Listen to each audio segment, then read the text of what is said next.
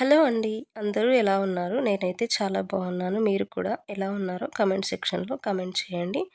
నా వీడియోనైతే first time గనక మీరు చూస్తే ప్లీజ్ సబ్స్క్రైబ్ చేసుకొని నా ఛానల్‌ని సపోర్ట్ చేయండి. ఈరోజైతే ఒక వెయిట్ లాస్ డ్రింక్‌తో ఈ వ్లాగ్‌నైతే స్టార్ట్ చేద్దాం. వెయిట్ లాస్ అవ్వాలనుకునే వారికి ఇది చాలా బాగా యూజ్ అవుతుంది. ఒకసారి మీరు కూడా ట్రై చేయండి. ఎవరైనా బరువు తగ్గాలనుకున్న వారు. దీనికోసం అయితే నేను ముందుగానే డ్రై ఫ్రూట్స్ ఇంకా ఫ్లాక్స్ సీడ్స్, చియా సీడ్స్‌ని నానబెట్టేసుకొని పెట్టేసుకున్నాను.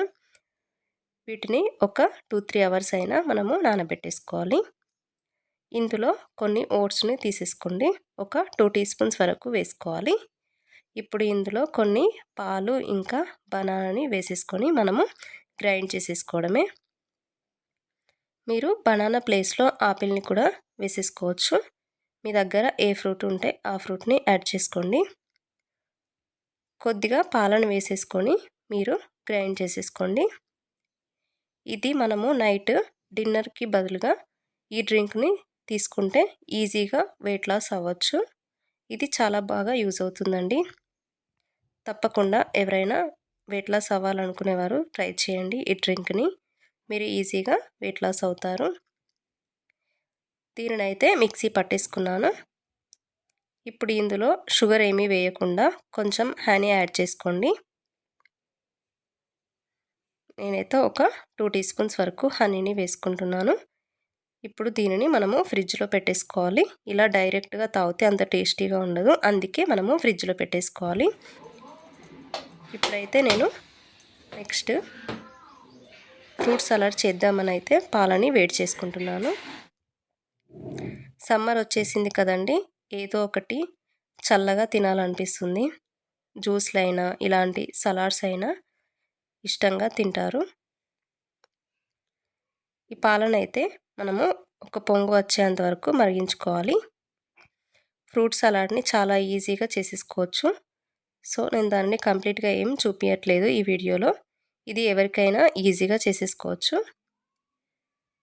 ఈ పౌడర్‌ని అయితే ఒక 2 టీ స్పూన్స్ వరకు వేసేసుకొని ఇందులో ఒకసారి మిక్స్ చేసేసుకొని ఒక్క 5 మినిట్స్ పాటు పాలని మరిగించుకుంటే సరిపోతుంది. మరి ఎక్కువగా దగ్గరకొచ్చినా మనకు బాగుండదు టేస్ట్. ఫ్రిడ్జ్‌లో పెడితే మనకి ఇది కాస్త దగ్గరకు వచ్చేస్తుంది కదా. అందుకే ఒక 5 మినిట్స్ పాటు ఉంచేసుకొని తీసేసుకోవాలి. ఇందులో మీరు రుచికి సరిపడా షుగర్‌ని వేసేసుకోండి. షుగర్ వేసేసి క్లిప్పు మిస్ అయిందండి. ఇప్పుడు ఇది చల్లారేలోపు నేనైతే ఈవినింగ్ టైంలో తాగడానికైతే టీని పెట్టేసుకుంటున్నాను. మనకు ఈవినింగ్ అవ్వగానే టీ తాగాలని అనిపిస్తుంది. సో నేను దానికోసం అయితే టీ పెట్టేసుకుంటున్నాను.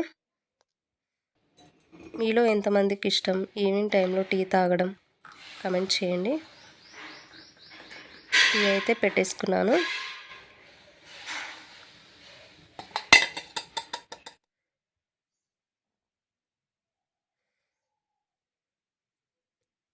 నాకైతే సమ్మర్ అంటే చాలా ఇష్టం అండి. ఇలా బయట కూర్చొని వెదర్‌ని ఎంజాయ్ చేస్తూ టీ తాగితే చాలా బాగా అనిపిస్తుంది. సమ్మర్‌లో చాలా పీస్‌ఫుల్‌గా అనిపిస్తుంది వెదర్. చూడండి నేనైతే ఇది చల్లారిన తర్వాత ఫ్రూట్స్‌ని అయితే అన్నీ కట్ చేసుకొని పెట్టేసుకున్నాను. మీకు నచ్చిన ఫ్రూట్‌ని మీరు యాడ్ చేసుకొని దీన్ని ఫ్రిడ్జ్‌లో పెట్టేసుకోవాలి. ఫ్రిడ్జ్‌లో పెడితే ఇది ఇంకాస్త దగ్గరికి వచ్చేస్తుంది. అప్పుడు టేస్ట్ చాలా చాలా బాగుంటుందండి. పిల్లలకి ఇలా హెల్తీగా పెట్టడానికి ట్రై చేయండి సమ్మర్‌లో. నేనైతే నెక్స్ట్ డే కోసం అయితే ఇడ్లీ చేద్దామని పిండినైతే గ్రైండ్ చేసుకొని పెట్టేసుకున్నాను. మనము ఎప్పుడు ఇడ్లీలు చేసినా కొంచెం రవ్వ ఎక్కువ తీసుకోండి. 1 గ్లాస్ మినప్పప్పుకి 2½ గ్లాస్ వరకు రవ్వని తీసేసుకోండి. రవ్వని ఒక 5 మినిట్స్ పాటు నానబెట్టేసుకుంటే సరిపోతుంది. అది కాస్త నానిన తర్వాత మనం ఇలా గ్రైండ్ చేసుకొని ఇలా ఉండేలాగా పిండిని చూసుకోవాలి. చూడండి ఈ కన్సిస్టెన్సీలో ఉంటే ఇడ్లీలు చాలా సాఫ్ట్‌గా వస్తాయి. చాలా బాగా పిండి ఫర్మెంట్ అవుతుంది. మనకు వాటర్ ఎక్కువైనా కూడా ఇడ్లీలు సరిగ్గా రావండి. నెక్స్ట్ అయితే నేను గిన్నెల్ని మొత్తాన్ని వాష్ చేసుకొని పెట్టేసుకుంటున్నాను. ఇవి వాష్ చేయడంతో నా ఈవినింగ్ పని అయితే కంప్లీట్ అయిపోతుంది. మీలో ఎంతమందికి ఇలా గిన్నెలు వాష్ చేసుకోవడం వెంటనే ఇష్టమో చెప్పండి. నాకైతే సింక్‌లో గిన్నెలుంటే చాలా చిరాకుగా అనిపిస్తుంది. అందుకే నేను సింక్‌లో గిన్నెలు లేకుండా చూసుకుంటున్నా.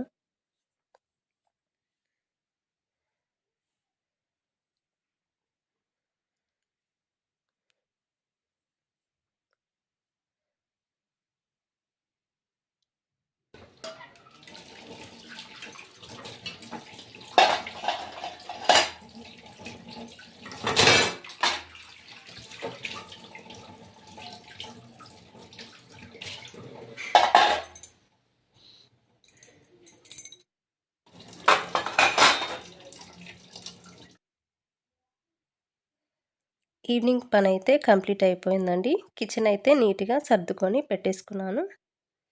ఇలా చేయడం వల్ల మనకి పని చాలా ఫాస్ట్‌గా అనిపిస్తుంది. ఇంకా కొంచెం రెస్ట్ తీసుకోవడానికి టైం ఉంటుంది.